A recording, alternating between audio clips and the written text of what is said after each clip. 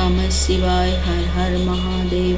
स्वागत है आप सभी का मेरे YouTube चैनल में। आज हम सुनेंगे सावन मास कथा के 23 अध्याय की कथा। बोलिए शंकर भगवान की जय हो, माता पार्वती की जय हो।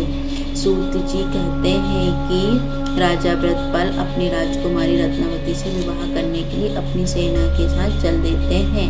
सूत जी कहते हैं कि उन्हीं दिनों चमत्कारपुर में विश्वामनु नाम के एक प्रसिद्ध नागर थे, जो उन्होंने वेद वेदांत के पारंगत विद्वान थे। उन्होंने पूर्वथा में एक पुत्र की प्राप्ति की, जो उन्हें प्राणों के समान प्रिय था। उसका नाम रखा गया पारावसु। जब वह युवा अवस्था को प्राप्त हुआ तो अपने इष्ट मित्रों के साथ वेदों का स्वाद करने लगा। किसी समय माघ मास के आने पर पारावसु अपने अध्यापक के घर अध्ययन करता था, तो वह रात में वहीं रहता था। एक दिन आधी रात को चुपके से उठा और अपने सहपाठियों से छिपकर एक वैश्य के घर में जाकर उसी के साथ सो गया। जब थोड़ी रात बाकी रही तब उसे बड़ी जोर से प्यास लगी। नींद के अभाव में उठकर उसने चारपाई के नीचे रखे हुए वैश्य के मदिरा पात्र को उठा लिया और पानी के भ्रम से मदिरा ही पी डाली।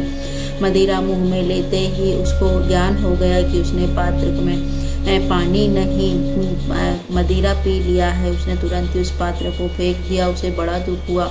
उसके मन में बड़ी घृणा हुई और वह पश्चाताप करने लगा। कहने लगा, ओह, मैंने नींद के आलस्य में यह कैसा अपकर्म कर डाला। जल के धोखे के अंजन में मैंने नित्य ही मदिरा पान कर लिया। अब मैं कहाँ जाऊँ कि मेरी शुद्धि कैसे होगी। अब मैं इसके लिए अत्यंत दुष्कर प्रायश्चित भी करूँगा। मन में ऐसा निश्चय करके प्रातः काल उसने तीर्थ में जाकर शिखा सहित मुंडन कराया और स्नान किया। उसके बाद शीघ्र ही उस स्थान पर गया जहाँ वेद विद्यालय में शिष्यों रहित अध्यापक वेद मंत्रों का पाठ कर रहे थे। वहां पहुंचकर पारावसु दूर ही बैठ गया और उसके सहपाठियों ने जब उसे दाढ़ी मूछ के बाल रहित देखा तो वे हंसी करते हुए हाथों से बार बार उसके मस्तक पर थूकने लगे। अध्यापक ने उसे इस दशा में देखा तो आदर से पूछा, बेटा तुम ऐसे क्यों हो रहे हो? आओ मेरे पास आओ बेटा, बैठो और बताओ किसने तुम्हारा अपमान किया है। तब पारावसु ने कहा, गुरुदेव, मैं आपकी सेवा के योग्य नहीं रहा। वैश्य के घर में गया था, वहीं मैं सो गया। वहां पर मुझे प्यास लगी। रात में मैंने उठकर अपना कमंडल समझकर उसके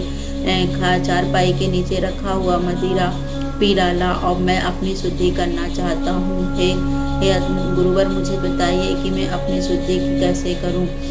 तब उसके साथी कहे उसका बहुत मजाक बनाने लगे। तब पारावसु ने कहा, मित्रों, इसमें संकट में पड़ा हूँ। यहाँ मेरे साथ परिहास का समय नहीं है। यदि तुम्हारा मुझ पर स्नेह हो तो अन्य ब्राह्मण को बुलाओ और मेरे लिए कोई प्रायश्चित बताओ। तुम्हारा प्रायश्चित बताओ। तब वे मित्र परिहास छोड़कर उसके दुख में दुखी हुए। विश्वावसु के समीप जाकर उन्होंने सारी बातें बताई। यह सुनकर विश्वावसु अपनी पत्नी के साथ वहां आए और शोक से व्याकुल होकर कहने लगे, हाय बेटा, यह तुमने क्या कर दिया। अब पारावसु ने अपना सब वृत्तांत सुनाया और अपना विचार प्रकट किया।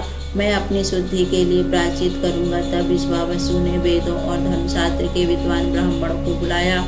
पारावसु ने हाथ जोड़कर खड़े होकर आदि से अपना सारा वृत्तांत उनको बताया कि मैंने रात में अपना कमंडल समझकर वैश्य के मदिरा पात्र को मुंह से लगा लिया, अतः मुझे यथा योग प्रायश्चित दे जिससे मेरी शुद्धि हो सके। यह सुनकर स्मृति के ज्ञाता विद्वानों ने धर्मशास्त्र देखकर कहा कि जो ब्राह्मण जानबूझकर मदिरा पान करता है वह उस मदिरा के बराबर स्वर्ण में आग में दापक पी जाए तब उसकी शुद्धि हो जाती, और यदि अनजाने मदिरा पान करता तब वह उतना ही घी आग में खूब तपाकर पी ले भी तो उसकी शुद्धि हो जाती है। प्रायश्चित यदि तुम कर सको तो करो। पारावसु ने कहा कि मैंने एक कुल्ला मदिरा ही पिया है, उतना ही घी आग में अच्छी तरह तपाकर पी लूंगा। यह सुनकर तो विश्वावसु बहुत दुखी हो गए और ब्राह्मण से बोले, ब्राह्मणों में अपने पुत्र की शुद्धि के लिए सर्वस्व दे दूंगा, परंतु ऐसा प्रायश्चित किसी भी प्रकार नहीं करने दूंगा।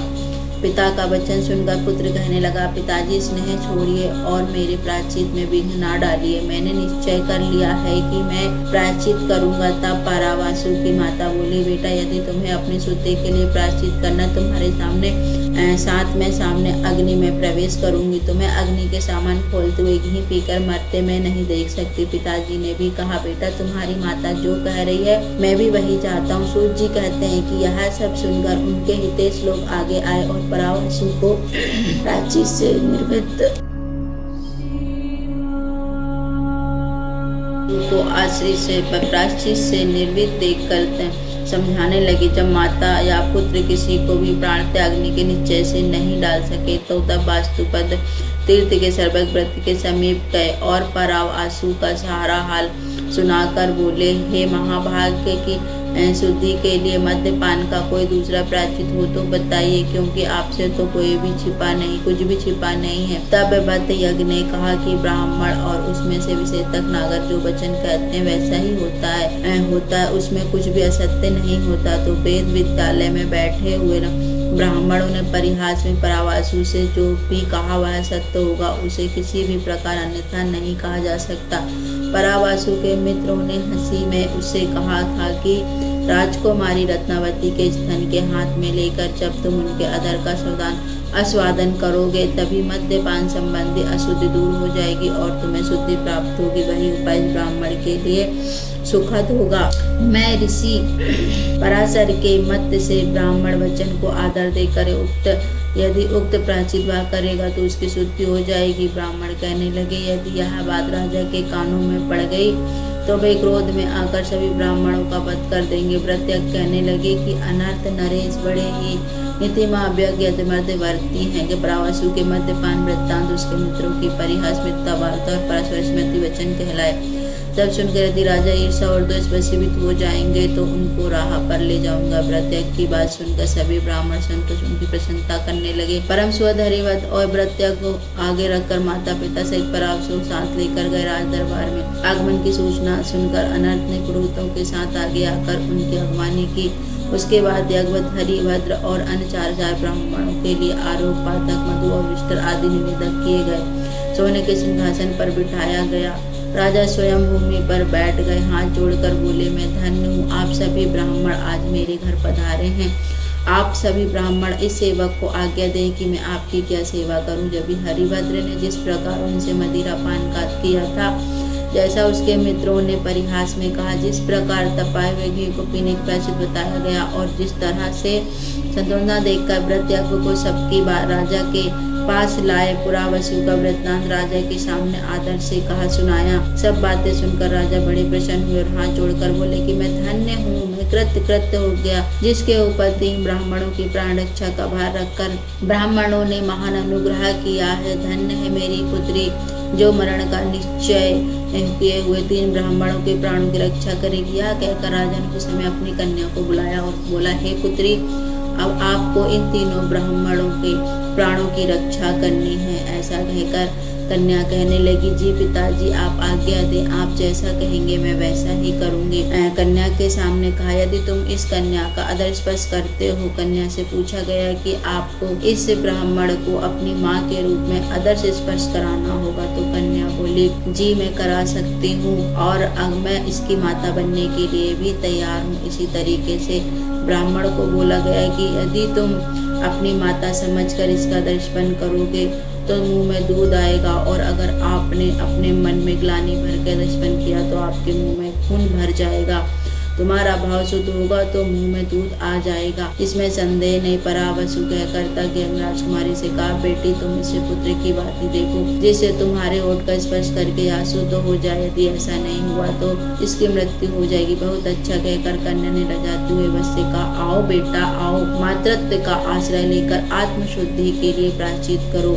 मैंने तो तुम्हें अपना पुत्र मान लिया। परावासु ने रत्नावती को अपनी माता माना। उसके समीप आकर सबके देखते ही देखते उसकी होंठ का स्पर्श किया, तभी वह दूध प्रकट हो गया। यह देखकर सभी ब्राह्मण प्रसन्न हो गए और बोले कि अब यह ब्राह्मण शुद्ध हो गया। परावासु ने रत्नावती की परिक्रमा करके कहा कि हे मातेश्वरी, तुम पुत्र वत्सला माता हो। यहाँ महान आश्रय की बात देखकर अनर्थ नरेश को बड़ा विस्मय हुआ। उन्होंने प्रायश्चित देने वाले प्रतिज्ञ की प्रशंसा करते हुए कहा, अहो मैं बड़ा सौभाग्यशाली हूँ जिस घर पर ऐसे ब्राह्मण पधारे हैं। मेरी आज्ञा के अधीन रहने वाली मेरी पुत्री भी महासती और परम सौभाग्यशालिनी, सत्य और सदाचार से संपन्न है।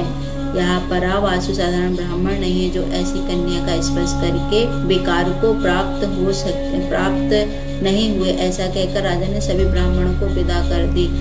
ब्राह्मण ने बड़े अच्छे भाव से उस कन्या का स्तनपान किया और अपनी शुद्धि की। इसी तरह मन में अच्छे विचार रखिए। अगर आप अच्छा कार्य करते हो, अच्छे काम करते हो, तो आपका सभी कार्य सफल होता है। आज की कथा यही समाप्त होती है। बोलिए शंकर भगवान की जय हो, माता पार्वती की जय हो। यदि मेरी कथा अच्छी लगी हो तो इसे लाइक करें, सब्सक्राइब करें और बेल आइकन को प्रेस करना ना भूलें। और यदि मुझसे कोई गलती हो गई हो, मेरी वाणी में कोई त्रुटि हो, तो कृपया करके मुझे क्षमा करें।